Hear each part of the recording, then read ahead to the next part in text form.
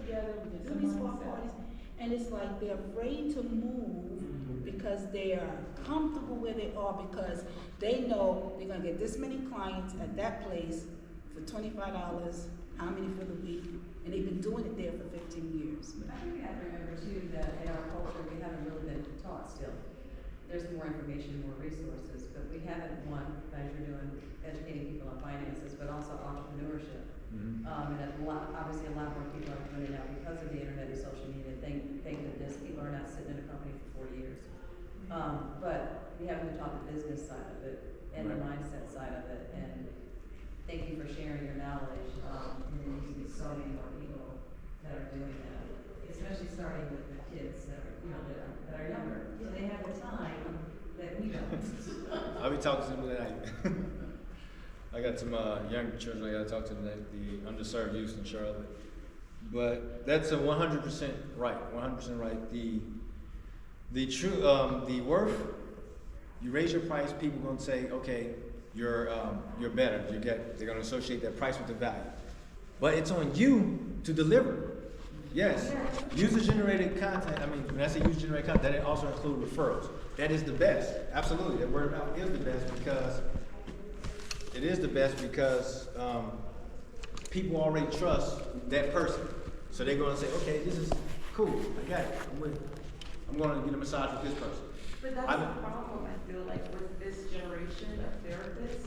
They'll create a business online, and it looks legit. But when you go there, it's not legit on so many levels. And you want to support Black-owned businesses, but a lot of businesses, you go there, and for instance, like, I want to support a Black-owned business braider. I go there, she doesn't have moves, she doesn't have stuff to finish the hair. You have to bring your own stuff. It's like, come on. And I feel like with a lot of massage therapists, the way they conduct business is similar. And our industry, I can't speak for that.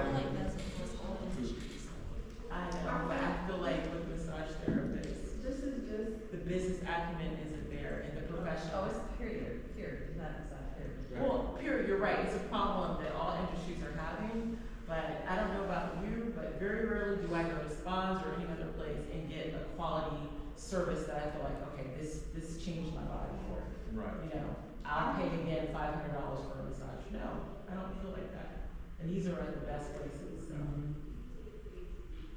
I just want to like comment on the fact that like all of us are here and we all chose to take this particular class versus like any other class, right? So I actually want to like piggyback off of what he's saying because I feel like you mentioned the word like industry standard and like we set the standard. So if every single person in this room decided that they were going to go charge $20 an hour, now that's the industry standard, and now we're getting closer to like our goals.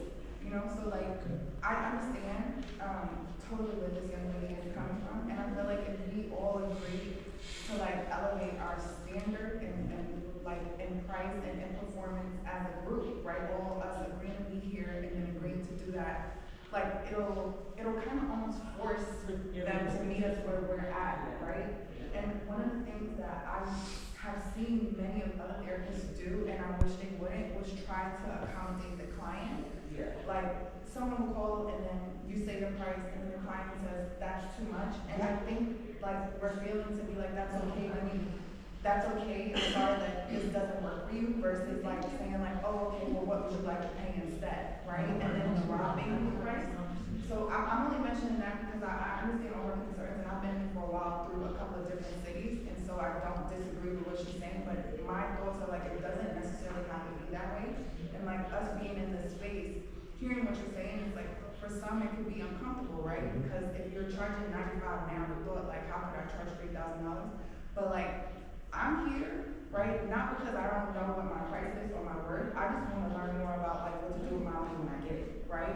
So there's a couple of us that I've met here that like are there already, and I think that if we all agree to kind of like elevate ourselves as a unit, then like we could all get there. So I don't think like it sounds to some like really far off, but I just want to say like to everyone in the room that it's like not that far off, and if we set a standard for the industry that we could all potentially get there, and then some of these like objections might look different. Yeah.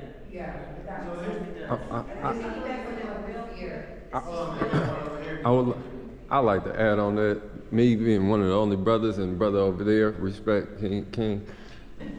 After this conversation, I'm not going, I'm going 250 an hour to 5, period, no, especially after coming from here, I'm advertising to every black person. I'm actually stretching to 500 an hour or at least 2 hour minimum. Every session, 2 hour minimum. I need $500 because I know I could, if I was to get that customer consistently, like this brother is saying, that $3,000 massage, we gonna make them appreciate that worth on what we bring to the table.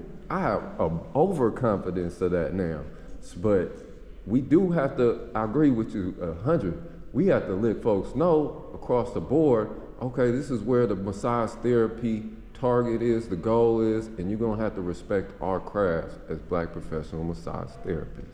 So I'm going back to California, it's a high-end place.